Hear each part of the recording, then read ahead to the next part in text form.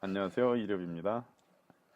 첫 번째 이야기에 이어서 두 번째 이야기를 계속 해보도록 하겠습니다. 좋은 약을 쓰듯 명당 또한 만드는 것이다. 맞습니다. 이제 두 번째 이야기인데, 여기에서 제가 정말 강조하고 싶은 얘기는 명당을 찾는 것도 중요하지만 사실 또 우리가 쉽게 찾을 수도 없고, 명당이라는 것 자체를요. 찾았다 해도 내가 온전히 소유하기도 힘들죠. 그래서 만드는 것이 정말 정말 중요하다. 이걸 되게 강조하고 싶어요. 자, 그렇다면은 이런 명당을 만든다는 것은 언제부터 만들어 왔는지, 또 어떤 사람이 명당을 만들었는지, 또 어떤 사람이 명당에서 살았는지, 이런 것들을 이번 시간에는 이야기해 보고자 합니다.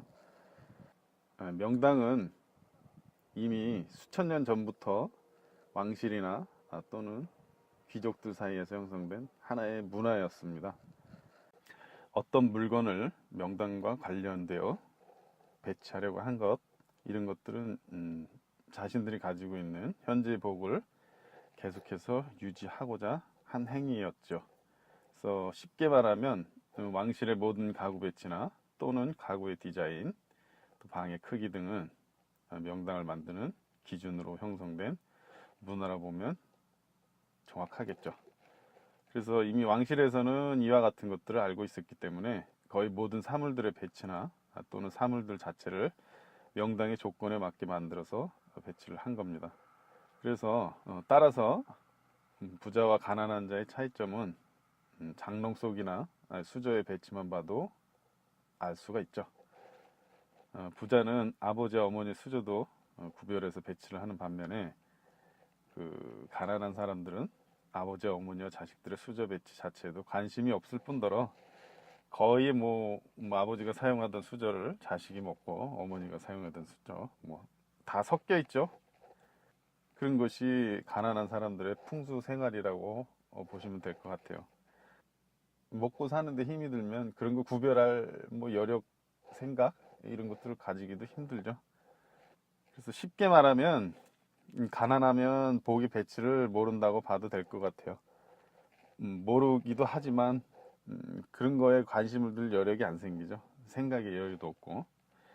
그래서 이것을 다시 설명을 하면 가난했던 사람이 부자가 되면 가장 먼저 바뀌는 것이 그 생활 형태들이 바뀌게 되죠.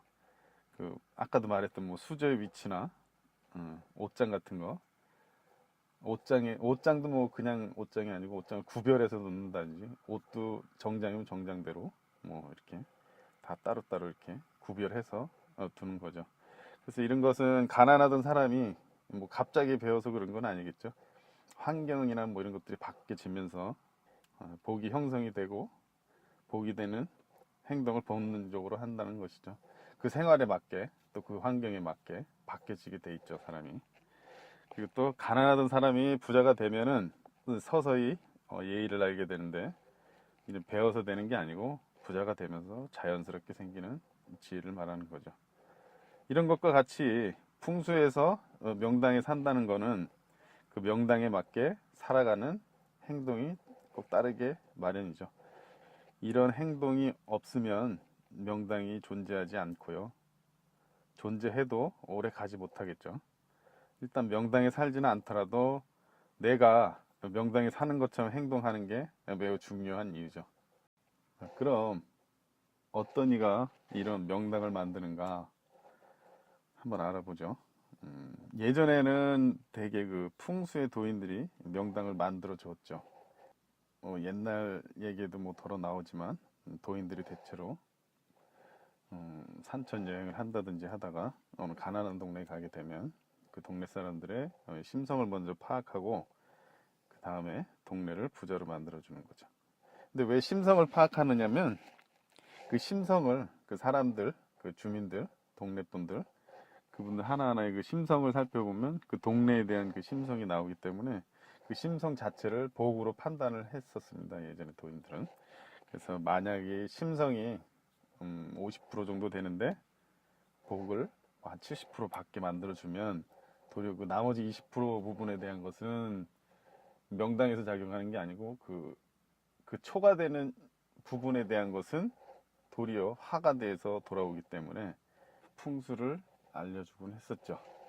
그래서 뭐 전설의 고향 같은 경우에 얘기를 들어보면 어떤 도인이 길을 가다가 가난한 동네에서 어떤 사람을 만나서 얘기를 듣고 그 동네에 뭐 이런 뭐 바위나 어떤 물건들을 어떻게 배치하라고 한다든지 등등 뭐 이런 이야기를 자주 하잖아요. 그러면 이제 그걸 치워놓고 뭐 하다 보면 그 마을이 우한거리가 없어지고 뭐 잘 살고 이런 뭐 경우를 예전에도 많이 보셨을 거예요. 그래서 이런 것들은 전부 옛날 그 도인들의 그 풍수 풍법 이런 것들에 의해서 명당을 만들었었죠.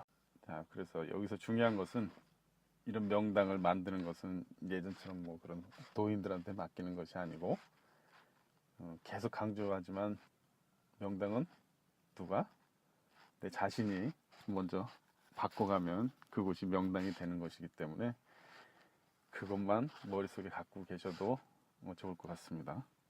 자, 그럼 어떤 사람들이 또 명당에서 살아왔는가? 자, 이 얘기는 이제껏 했던 이야기와 비슷한 설명인데요. 일단 명당에서는 심성이 착하지 않은 사람은 그 명당과 인연이 대부분 짧습니다. 또 짧거나 아니면은 복이 있어 돈은 벌지만 사람을 버리는 경우도 있죠. 예컨대 어떤 사람이 장사를 하는데 이 사람이 자신이 하는 곳이 명당인 줄을 모르고 들어왔다가 갑자기 부자가 됐다가 자식이 뭐 잘못되는 경우도 제가 주위에도 그렇지만 좀 흔치 않게 보는 것 같아요. 자기 복이 아닌데 먹는 경우에는 그런 식으로 화가 되더라고요. 그래서 뭐 자식이 잘못된다든지 아니면 스스로 술을 매일 먹거나 아니면 노름을 하는 거 뭐 이런 일들이 생기게 되더라고요. 그래서 명당에서 장사를 하긴 하지만 복이 얇아서 이런 일들이 일어나는 일이라 보면 될 것 같아요. 또는 아니면 제 그릇이 그 정도밖에 안 되니까 50%밖에 안 되는데 뭐 한 70%의 복을 받고 있기 때문에 그 나머지에 대한 거는 화가 돼서 돌아오는 거죠. 그래서 이런 것은 복력이 화근을 불러들인 거라고 보면 되겠죠. 그래서 명당에서 살고자 하면 먼저 복을 키우고 다음에 명당에 가야 하는 것이 맞는 이치일 거예요. 아니면 가면 그쪽에서 그릇을 만들든가 이렇게 하면 되겠죠. 복을 키우는 법은 먼저 번에 설명한 거 참고로 하시고요. 유튜브에 보면 또 좋은 말들 많이 있잖아요. 자신을 키우는 방법 뭐 이런 것들 참고하시면 될 것 같고요. 몰라서 안 하는 건 아니잖아요. 알면서 못 하는 거지. 자, 이렇게 명당에 대해서 알아봤는데요. 여러분들이 듣기에도 명당 만들기는 그렇게 어려운 일은 아니죠. 풍수에서는 이 명당의 복을 오래도록 유지하는 것을 굉장히 중요한 것으로 여기는데 이 복을 유지하려면 지금까지 알아본 명당 만드는 방법을 꾸준히 하시면 꾸준히 유지가 되겠죠. 그러니까 말 그대로 뭐 착한 마음을 내는 거, 남을 위해 좋은 일 하는 것 등등 여러 가지가 있겠죠. 또 참고로 말씀드리면 명당의 종류가 말도 못할 정도로 많습니다. 한 수천 가지 되는데 그 중에서 대부분의 사람들이 한 개 정도의 명당에 살고 있죠. 그래서 엄밀하게 말하면 모든 사람이 사는 곳은 다 명당이다. 하지만 그 복을 얼마나 더 키우고 유지하느냐 그런 것만 다를 뿐이지 사람이 사는 곳 모두가 다 명당이다 라고 얘기하고 싶습니다. 마지막으로 여러분들이 거주하고 생활하는 그 명당 자리를 더 크게 키우시고 유지하길 바라면서 이번 시간 마치겠습니다. 감사합니다.